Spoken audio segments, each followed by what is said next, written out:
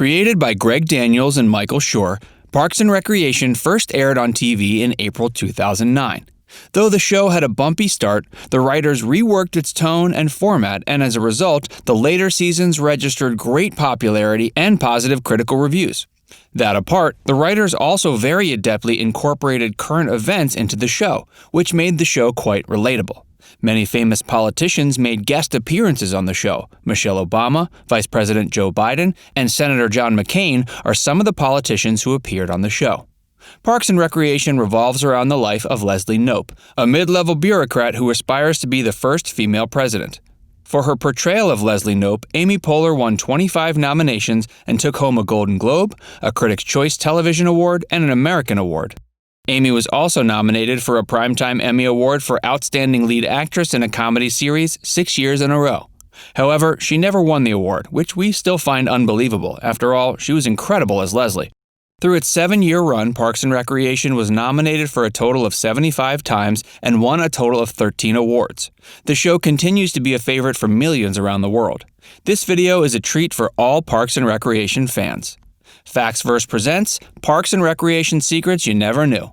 If you enjoy our videos, please don't forget to like and subscribe to our channel. Plus, press the bell icon and we'll keep you updated about all our latest videos.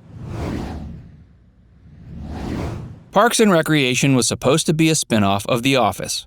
When Ben Silverman, NBC's co-chairman, asked Greg Daniels, the man behind the American version of The Office, for a spin-off show, Daniels and Mike Schur, one of the writers on The Office, explored various angles and themes.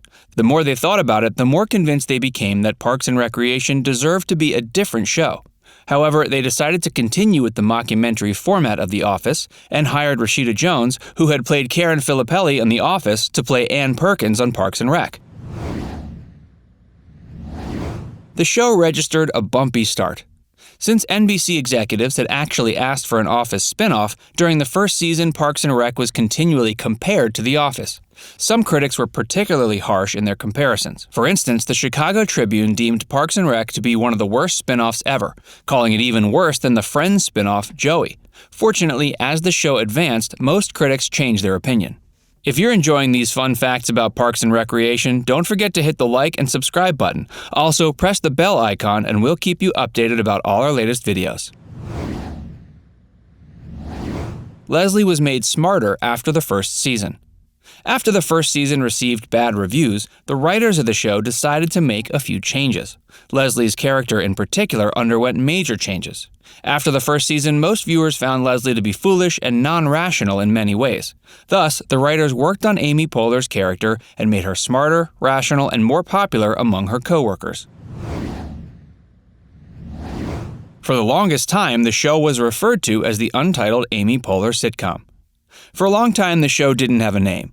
Though the writers were considering going with Public Service, NBC executives weren't too convinced. The network execs were of the opinion that the name Public Service would imply the show is a sarcastic take on public service, and they wanted to steer clear of any controversy. Therefore, the cast members mostly referred to the show as the untitled Amy Poehler sitcom.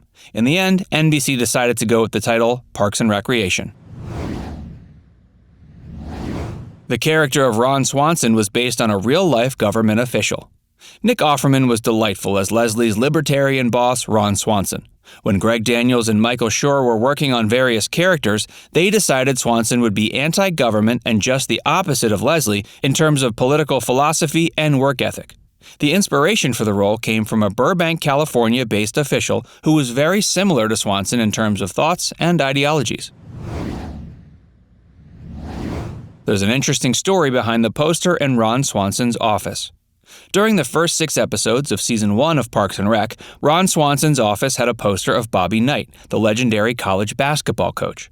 However, the poster had to be removed for legal reasons and was replaced with a poster of a woman enjoying her breakfast. After being forced to remove the Bobby Knight poster, the team searched the internet for things Ron Swanson would like and stumbled on the picture of a dark-haired lady eating her breakfast. The picture seemed like the appropriate thing to put in Swanson's office.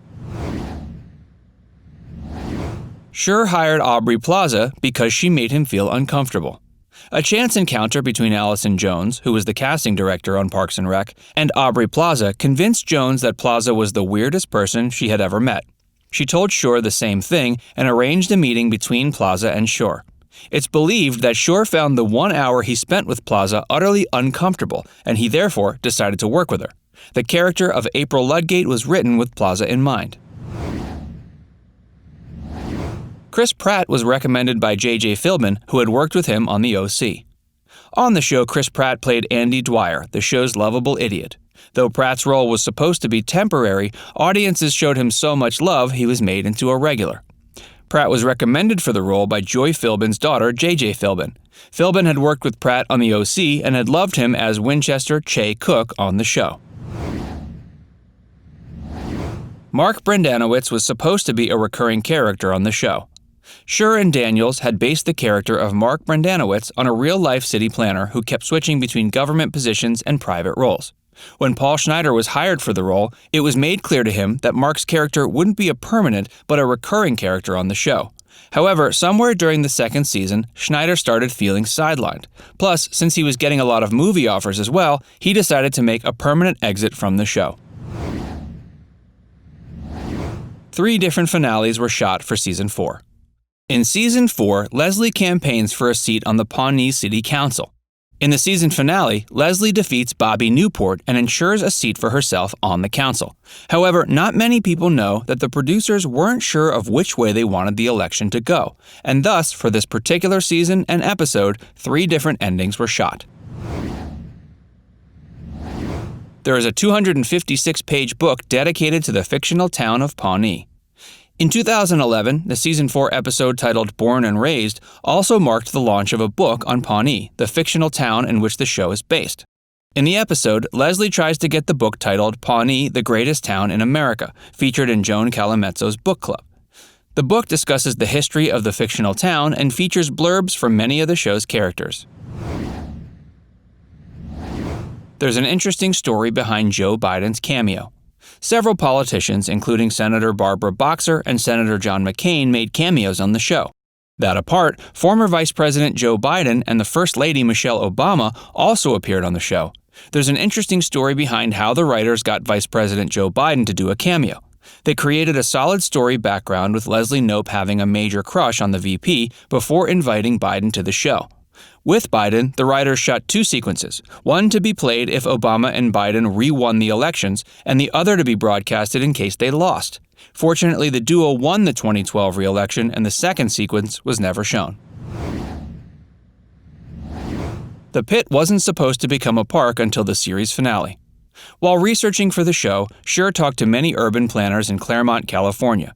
During his research, he discovered it took the Claremont government 18 years to come up with a new park. This particular fact convinced Schur and Daniels that Leslie's plan to convert the Pit into the park would not become a reality until the final episode of the series. However, since the Pit was filled in Season 2 of the show, the writers had to keep coming up with new reasons to explain the delay. The Pit finally got converted into a park during Season 5 of the show, and by the end of the series finale, Leslie had given Pawnee 2 parks instead of 1. So, have you been binge-watching Parks and Rec during the lockdown? Are you a fan of the show, and did you know these interesting facts? Let us know in the comments section. If there are some other interesting facts about the series you know and we don't, please don't forget to share them with us. If you enjoy watching these videos, please show some appreciation by liking and subscribing to the channel.